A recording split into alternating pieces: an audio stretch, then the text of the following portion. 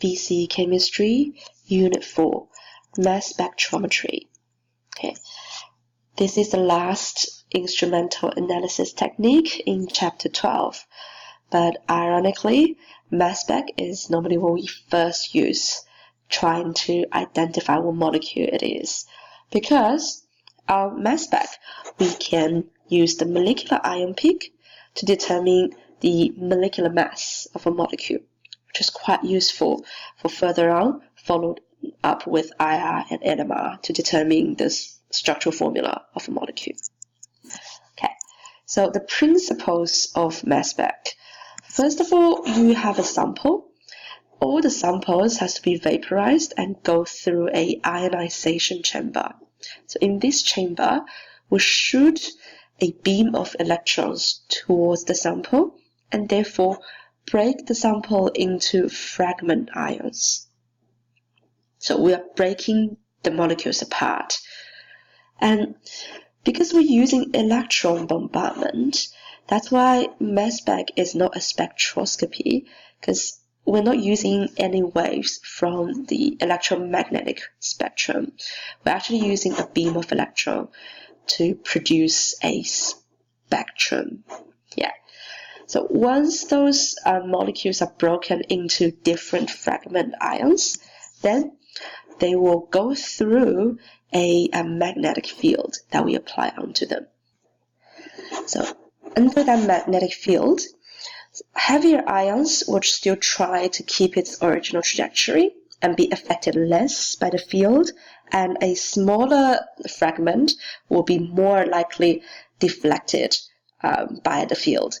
So it's like if you are lighter, you're more likely to be blown away by external forces, and if you're heavier, it's like you're as steady as the mountain. So it's not like a wind can change your trajectory.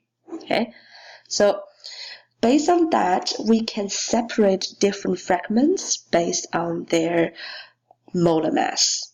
Okay, so in the end, we record different fragments by their molar mass and create our mass spec. So this is an example of a mass spec.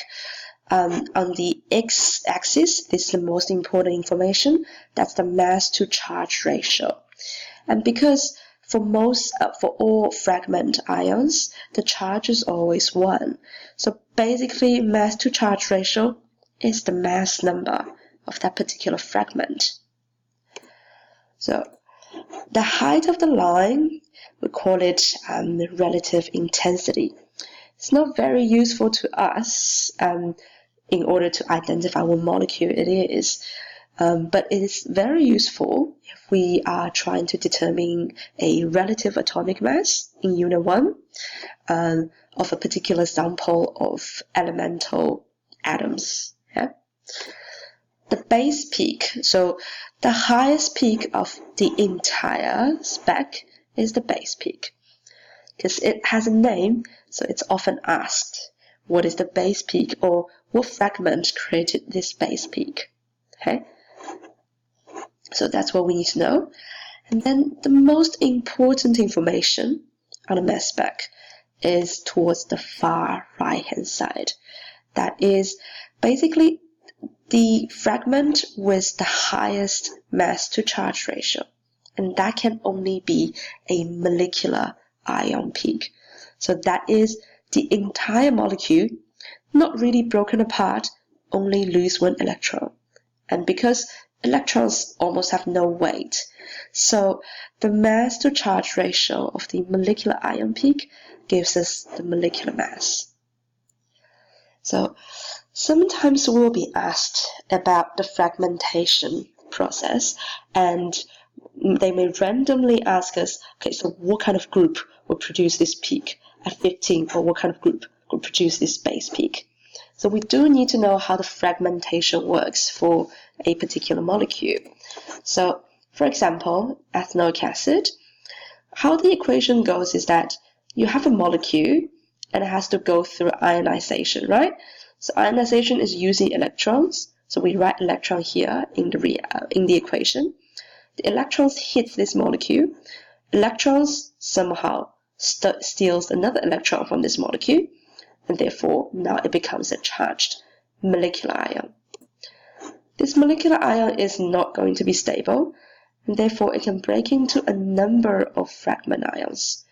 So you'd be like, okay, if this is the molecular ion, is this bond going to break off? So you have the methyl group by itself and the COO by itself, or is it going to be this CO bond that's going to be broken and becomes an OH group and the rest of it? Well, both are likely, or very likely actually, and therefore you can find both of the peaks on this spec, okay, as a result of different kinds of breaking off. And honestly, actually any single bond in this molecule, especially this, and like each single bond in this molecule can be broken. Therefore, you will have all different kinds of peaks. The only way to actually identify what could have produced those peaks is to really look at the mass to charge ratio and look at this molecular ion and try to deduce, so what path do I actually cut off so that the remaining parts will have a mass to charge ratio of, say, 43. That's the only way to do it. So we got to be creative, and being familiar with the mass number of particular groups. Like, for example, methyl group. CH3 is always 15. So a molecule, take away 15, that's 45. And there it is. If you break off the methyl group, you have COO left at 45. Okay? The thing is that only charged ions will be picked up. So when you are labeling these peaks, make sure that you write the charge to the fragment that you think created that particular peak. Let's see an example. So M is analyzed in mass spec. So the fragmentation goes, first of all, M becomes the molecular ion, and then this molecular ion some of the molecular ion can break off into either charged A with B or charged B with A. The mass spec will show peaks due to the species. So we said only charged particles will be picked up. So the mass spec will only show any of these species that are charged. So the answer is B. Okay. So isotopes can also affect the mass spec. So sometimes the mass spec, you will see that you have a very strong intensity peak with many small peaks that totally reminds you of the splitting pattern in high resolution HNMR, right? But they're not splitting patterns. They are there because of the different isotopes in a particular group. So for example, if a CH3 group contains some of the C13, then it's not exactly going to be 15, right? Because C13 is 1 molar mass heavier than C12. So you will have some peaks created at 16. But the abundance of hydrogen, carbon, and oxygen isotopes are relatively small, so their effects can be ignored. You see that there's a sharp contrast between the intensity of a normal CH3 group versus those groups that are either higher or slightly lower in molar mass. Okay? However, when it comes to chlorine and bromine, so we're really talking about haloalkanes, they have high proportions of each isotope. So this will affect us reading the molecular ion peak. So sometimes towards the far right of the spectrum, we might see two very close molecular ion peaks. And that is, if it's haloalkane, you should notice that that's most likely because of the isotope effect.